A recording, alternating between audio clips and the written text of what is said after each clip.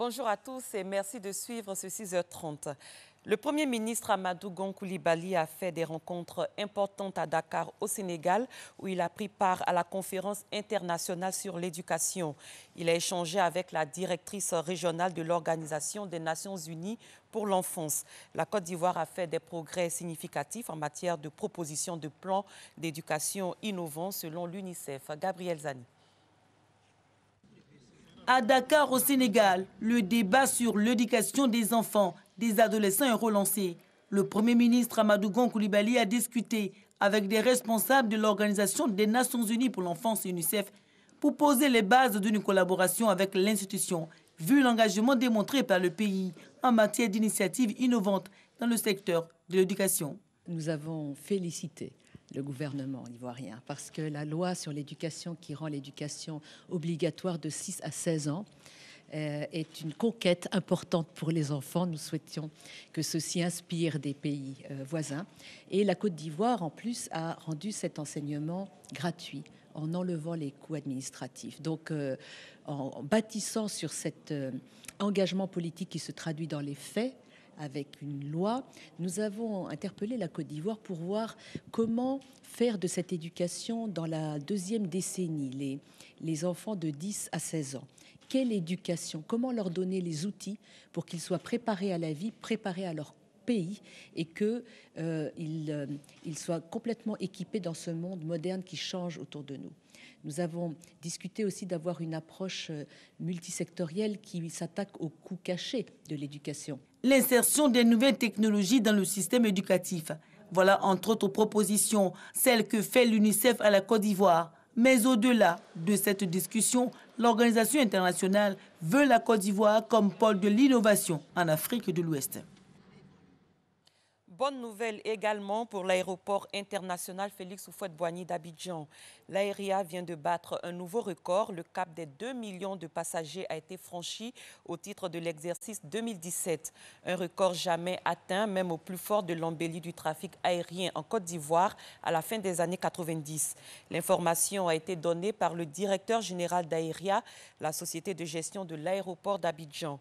C'était le vendredi 2 janvier dernier au cours de la présentation bilan de ses activités. Cheikh Koné Aboubakar.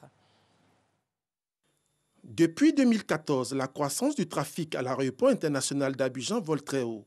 En 4 ans, le nombre de passagers est passé de 1 300 000 à 2 070 000 en 2017. L'objectif pour le transport aérien est de développer et de moderniser les infrastructures aéroportuaires conformes aux normes internationales et de promouvoir le trafic national afin de faire de l'aéroport d'Abidjan le hub de l'Afrique de l'Ouest et du Centre. Pour atteindre ce niveau de performance, l'aéroport international d'Abidjan bénéficie depuis 2016 et ce jusqu'en 2019 d'un financement de près de 42 milliards de francs CFA. À travers ce financement, plusieurs travaux d'aménagement et de rénovation ont été entamés. On est en train de faire le taxiway parallèle dont on rêvait depuis plus de 20 ans, qui va nous permettre de multiplier par presque 4 la capacité en nombre d'atterrissages et de décollages. Au nombre des travaux réalisés, il y a la rénovation des passerelles, la mise en place d'une mire de guidage ainsi que le réaménagement de la salle d'embarquement en zone départ.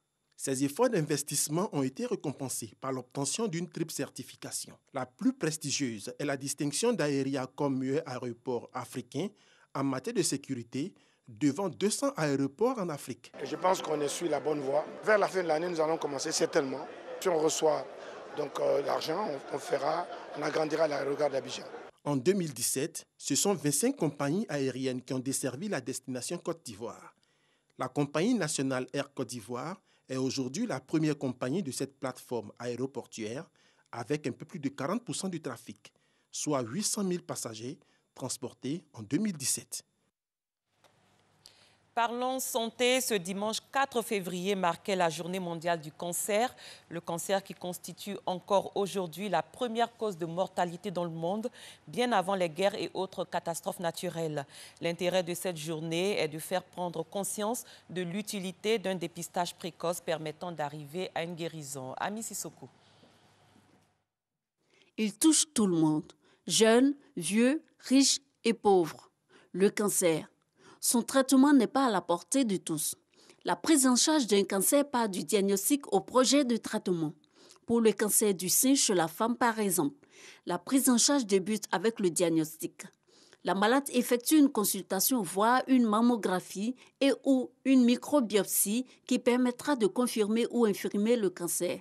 Lorsque le résultat est positif, il faut maintenant déterminer le stade de la maladie sur une échelle de 4. Pour stadifier la maladie, il est demandé un scanner pour établir un bilan d'extension.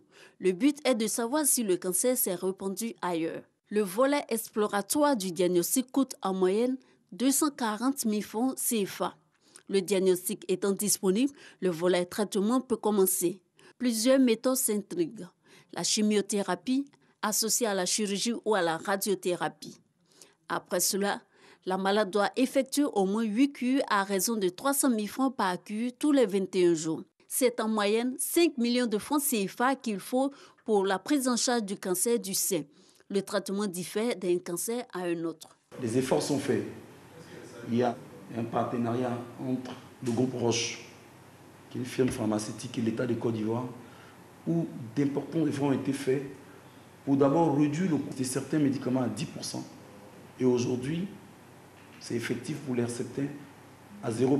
C'est-à-dire le coût du médicament, c'est-à-dire l'Herceptin aujourd'hui est gratuit pour les patients porteurs d'un cancer du sein. Mais attention, ce n'est pas pour tous les cancers du sein. Chez les hommes, c'est le cancer du foie qui est le plus répandu. Il est suivi de celui de la prostate.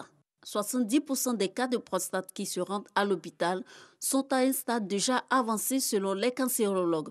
Dans cet état, il faut bloquer la production de la testostérone, l'hormone que tous les hommes sécrètent car sa production permet le développement du cancer. Il se fait au moyen de la castration. Il est possible d'opérer le malade pour le castrer ou le castrer par injection. Le produit coûte 250 000 francs CFA. Il faut une injection tous les 3 mois associée à un anti-androgène dont la boîte coûte 40 000 francs CFA pour 1 mois. Tous les 3 mois, le malade du cancer de la prostate dépense 370 000 francs. À ce montant s'ajoute celui de la biopsie, de l'histologie et de l'IRM. Par an, ce sont environ 5 millions de francs CFA pour la prise en charge du cancer de la prostate comme pour le cancer du sein, sans certitude de guérison totale. Pareil pour les autres cancers, dont le cancer des enfants. En matière de cancérologie, on ne parle pas de guérison comme ça. On parle de rémission. Parce que le cancer, il peut revenir à tout moment. Si vous avez laissé une cellule quelque part, cette cellule-là peut évoluer pour son propre compte. Quand un malade a un cancer, il faut savoir que au stade 1, 2, on peut le guérir totalement. Dans les stades 3, localement avancé, tout ça, l'objectif, c'est de contrôler la maladie. Au stade 4, où la maladie est généralisée, l'objectif, c'est d'améliorer la survie et le confort sans prétention de guérison. À tous ces montants, il faut ajouter les dépenses collatérales, telles que les frais d'hospitalisation, de nourriture, de transport, d'hébergement et autres. Et s'il y a résistance à la chimiothérapie, il faut passer à de nouvelles thérapeutiques, des traitements qui peuvent coûter jusqu'à 3 millions de francs CFA. Le tout nouveau centre de radiothérapie du CHU de Cocody, inauguré le 18 décembre dernier, va permettre dans une certaine mesure d'amoindrir les coûts du traitement du cancer. Il a une capacité de prise en charge de 320 à 400 patients par jour et sera bientôt fonctionnel. Le cancer constitue la deuxième cause de décès dans le monde. Un décès sur 6 lui est imputé selon l'OMS. En Côte d'Ivoire, ce sont 16 000 à 20 000 nouveaux cas de tout type de cancer qui sont enregistrés chaque année. Traitement de longue durée, coût élevé. Pour les cancérologues, les efforts de lutte contre les cancers doivent se concentrer sur le dépistage et la prévention. La 12e édition de l'opération Grand Ménage a eu lieu samedi 3 février, un an après le lancement de cette opération à Nono dans la commune de Cocody. Le ministre de la Salubrité, de l'Environnement et du Développement durable a dressé le bilan de cette opération. Pour Anne-Désirée Ouloto, le bilan est satisfaisant, même si des efforts restent à faire. Grâce Kando pour le reportage. 12 mois que l'opération Grand Ménage a été lancée. Cette action gouvernementale vise, entre autres, à donner fière allure aux villes et aux communes du district d'Abidjan et de l'intérieur du pays à travers des actions de salubrité. Les églises de Williamsville, les églises évangéliques, se sont mis ensemble. Nous avons balayé et nous avons ramassé dans les sachets poubelles et qui sont enlevés en même temps par les tricycles. Nous avons appelé tous les propriétaires du quartier et les faire comprendre la nécessité vraiment de voir notre quartier beau, un cadre de vie assez agréable. Le propriétaire paye les pots de peinture et la jeunesse vient faire la peinture gratuitement, sans prendre 5 francs. L'opération Grand Ménage se tient chaque premier samedi du mois. L'objectif est d'exhorter les populations à adopter des gestes éco-citoyens pour assainir leur cadre de vie. La ministre de la Salubrité, de l'Environnement et du Développement durable fait le point. Nous avons invité les Ivoiriens à avoir de bonnes pratiques, à refuser de jeter les déchets ça et là, à refuser de jeter les déchets dans les caniveaux. Nous avons invité les concitoyens à travers le Grand Ménage à s'engager pour le ravalement des façades de leurs bâtiments, de leurs lieux de travail. Et vous avez vu que toutes ces initiatives, pendant cette année, ont été entendues par les populations, d'autant plus qu'il y a eu de nombreuses actions. Malgré ces avancées enregistrées, il y a tout de même des poches de résistance. Il y a de nombreuses faiblesses, il y a de nombreuses attentes qui n'ont pas trouvé de réponse. Il y a des points de déception par moment. Mais de façon globale, je crois qu'il faut féliciter les Ivoiriens. Et dans les jours à venir, à Abidjan et dans les chefs-lieux de région, des consultations seront organisées avec les collectivités, avec le corps préfectoral, en invitant toutes les cibles de notre société pour écouter les populations. Comprendre pourquoi il y a quelquefois peu d'adhésion. En cas d'insalubrité causée par des personnes dans le domaine public, le code pénal prévoit des amendes. Pour de tels comportements, c'est rare qu'il y ait des dispositions qui nous amènent à l'application des peines de prison. Donc c'est des amendes. Et ces amendes sont infimes, 1 000 francs à 10 000 francs. Le ministère de la Salubrité est décidé à en finir avec l'insalubrité sur le territoire ivoirien. Il compte s'armer davantage pour faire face à ces poches de résistance. C'est la fin de cette édition. Merci de l'avoir suivi. Très bon début de semaine à tous et à toutes.